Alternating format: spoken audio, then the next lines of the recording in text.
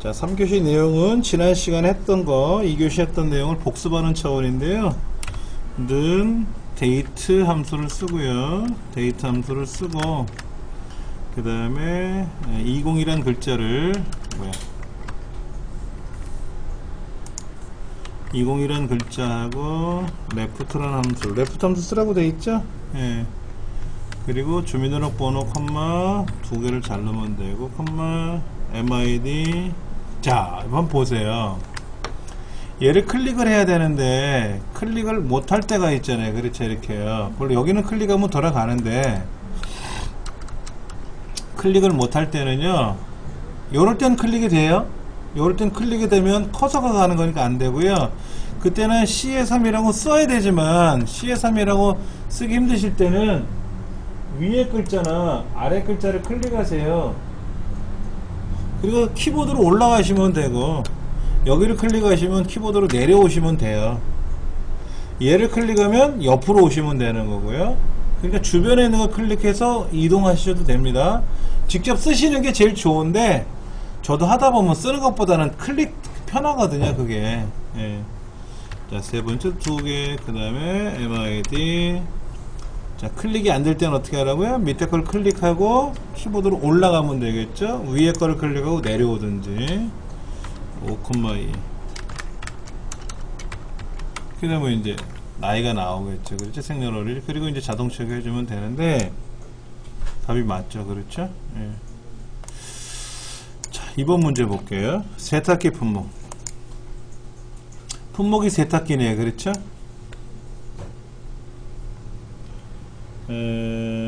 뒷섬 쓸 거예요. 뒷섬 는 뒷섬 가로 열고 전체 블럭 잡고 컴마 매출액의 합계를 잡을 거고 컴마 품목은 세탁기 이렇게 잡을 거예요.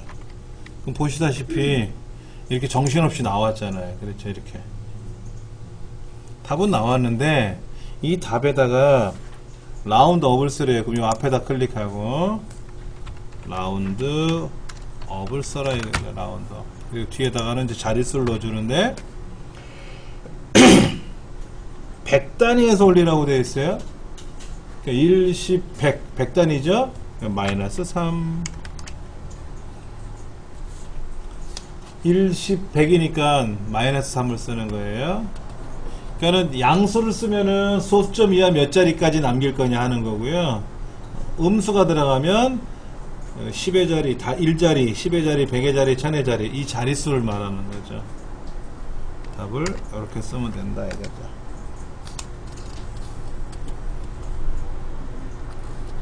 자, 답은 뭐 우리 99쪽에 답은 잘 나와 있어요. 대신에 이제 책에는 요 제2의 두 번째라고 하는 매출액 대신에 4라고 써 있는 이유는 아시겠죠? 네 번째 항목이다라는 얘기죠. 3번 문제 여기네요. 지금요. 지금 얘를 계산하는 문제가 나왔는데요. 자, 이거를 조금 옮겨 놓고 할게요.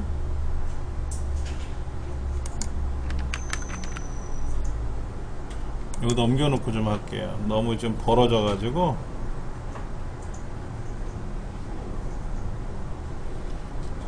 자, 평균값을 계산하라고 되어 있는데 자, 뭐의 평균값 좀 볼게요. 첫째, 총점에 대해서 영문학과, 학과가 영문 여기 있네. 국문학과는 조건이 없죠. 밑에 있네. 밑에 학과 국문이라고 써있네. 그렇죠? 자, 직접 써볼까? 직접 한번 써볼까요? 자, 여기다가 는 영문학과가 클지 국문학과가 클지 모르죠. 근데 사실은 함수 중에 이런 함수가 있습니다. 는 ABS 값 1 빼기 값 2 또는 ABS 값 2 빼기 값 1 이렇게 해도 되죠. ABS는 절대값이라는 함수입니다. 우리 수학에서 말하면 이거 이거 배우셨잖아요. 그렇죠. 그래서 x가 0보다 크거나 같으면 절대값 x는 x고, x가 0보다 작거나 같다면 절대값은 마이너스 x고, 뭐 이런 거 했었잖아요. 그렇죠. 근데 절대값이라는 거는 양수, 음수 상관하지 말고 크기만을 나타낸다. 부호는 상관하지 않고. 그냥 값 1이 값 2보다 크다면은 이렇게 빼줘야 되지만, 만약에 값 2가 크면은 값 2에서 값 2를 빼야 양수가 나오는데, 신경 쓰지 말고 그냥 절대값만 취해주면 된다. 그럼 뭐 이거는 우리가 수학 시간에 배운 거니까 의미를 아실 테고. 자, 그럼 먼저 ABS 함수에다가, ABS 함수 안에다가 뭐를 써주면 된다? D 에버레이지를 2번 빼주면 되죠. 그렇죠? 2번 계산해서 넣어주면 되죠. 한번 해볼게요. 다 메모하셨어요? 자, 는 ABS 가로 안에다가 D 에버레이지 첫째 쭉 블럭 잡고 뭐? 총점. 조건은 뭐? 학과가 영문. 이건 영문학과에 대한 평균이에요. 그렇죠? 거기다가 빼기 D 에버레이지 전체 블럭 잡고, 이번엔 총점인데 학과가 국문이죠. 그렇죠? 예, 그래서 빼줘. 엔터 치면 뭔지 몰라도 양수가 나왔네요. 답을 좀 볼까요? 자, 이렇게 나왔어요. 이렇게. 그러니까 영문학과가 점수가 클지 국문학과 점수가 클지는 몰라요. 모르는데 ABS를 만났으니까 무조건 양수로 나온다. 무조건 양수로 나온다. 그 얘기죠 뭐.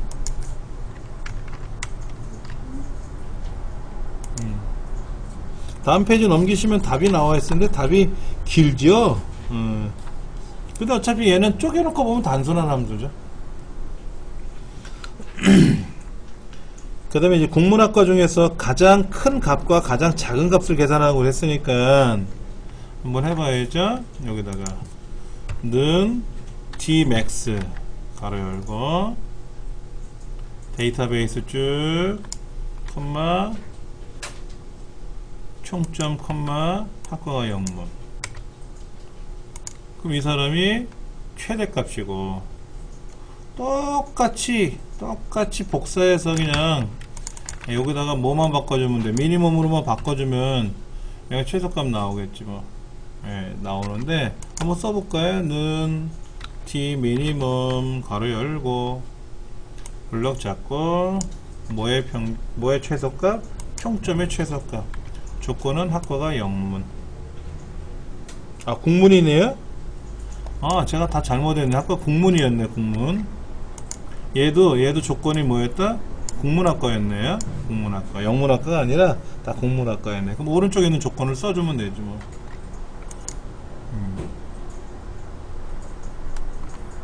여기 국문학과에 대한 총점의 최대값, 국문학과에 대한 총점의 최소값, 뭐 이렇게 하면 이 함수는 뭐 금방 끝내요. 사실은 아까 제가 데이터베이스 함수가 총 10가지 나온다 그랬잖아요. 그때 가장 많이 나오는 게 뭐라고요? T 에버레이지. 왜? 소수점여가 나오니까 얘랑 뭐를 결합한다? 라운드 계열 있죠? 라운드 계열. 라운드 업, 라운드 다운 이런 걸 결합하면 참 좋거든요. 이런 걸 많이 내요.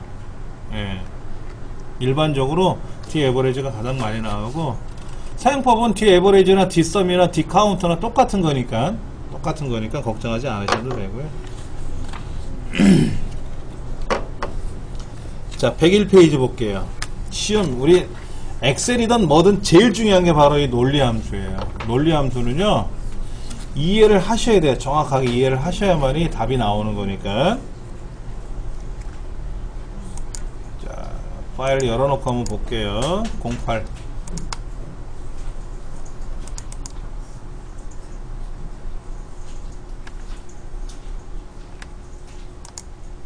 자, 이런 문제가 나왔어요. 지금 이거를 지금 처음 문제가 너무 어려워요. 그래서 좀 쉽게 한번 풀어볼 겁니다. 논리함수는 뭐냐면, 논리함수는 참인지 거짓인지를 판별하는 거예요. 뭐가? 주어진 조건이 참인지 거짓인지를 판별하는 거예요.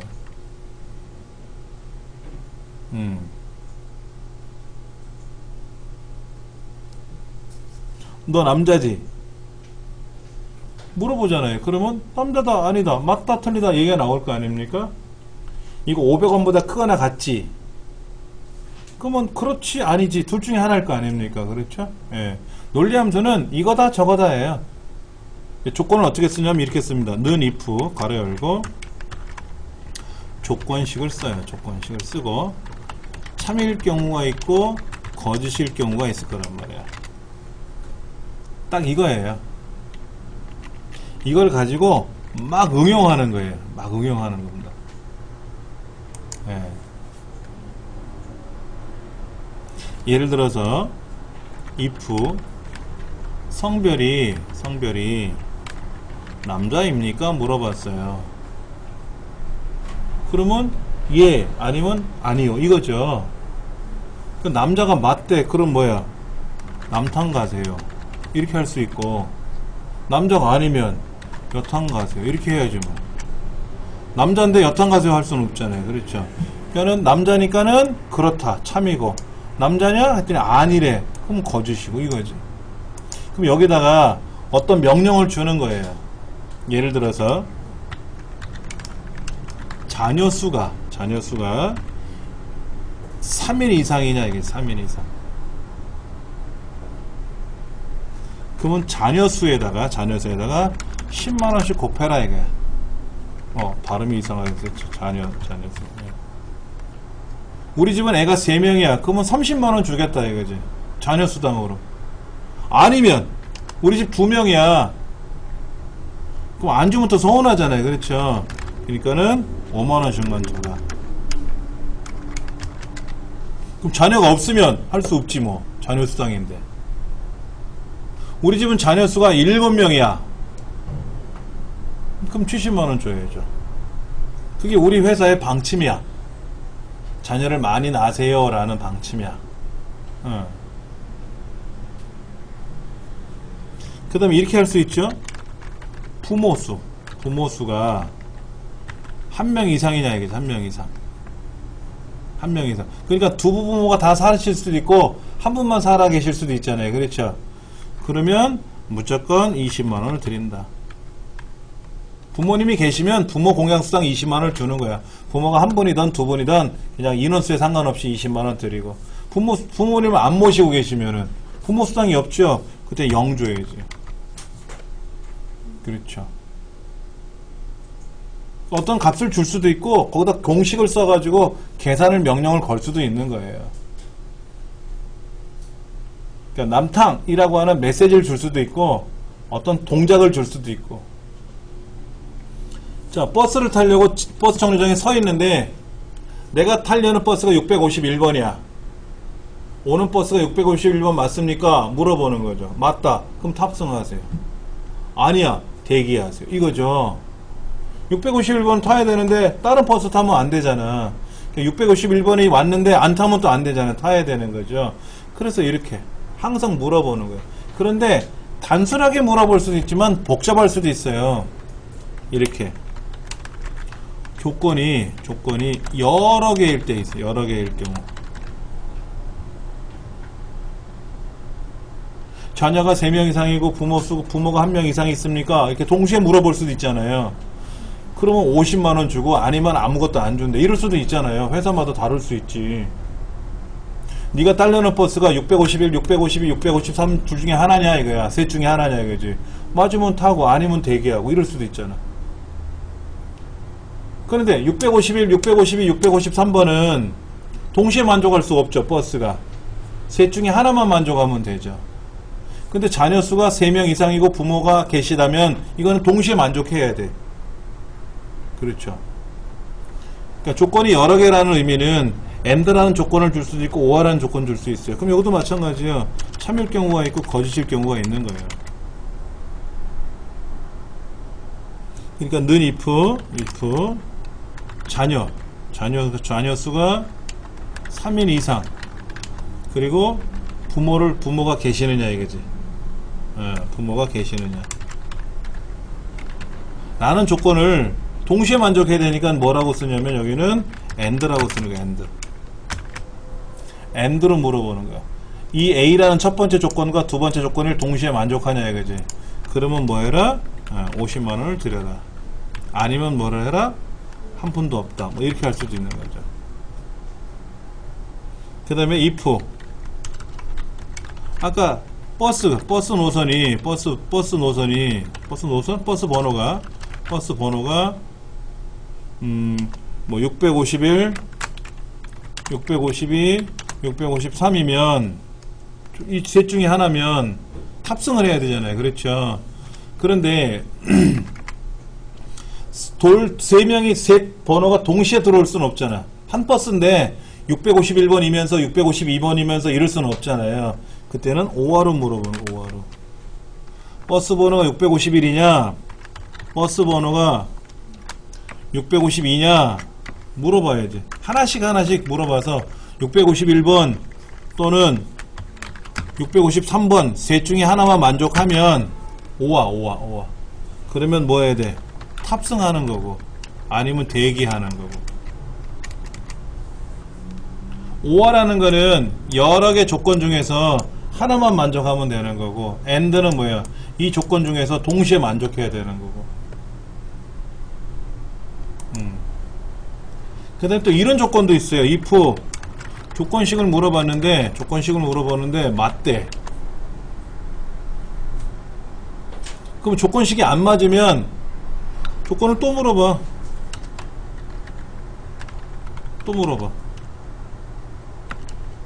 if를 또 써. 여기다 if를 또 쓰는 거야. 그래서 그 조건식이 맞으면 이제 여기다가 참일 경우가 있고 또 거짓일 경우도 있겠죠.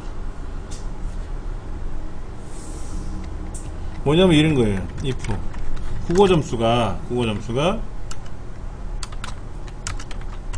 90점 이상이냐 이거야. 국어가 아니라 평균이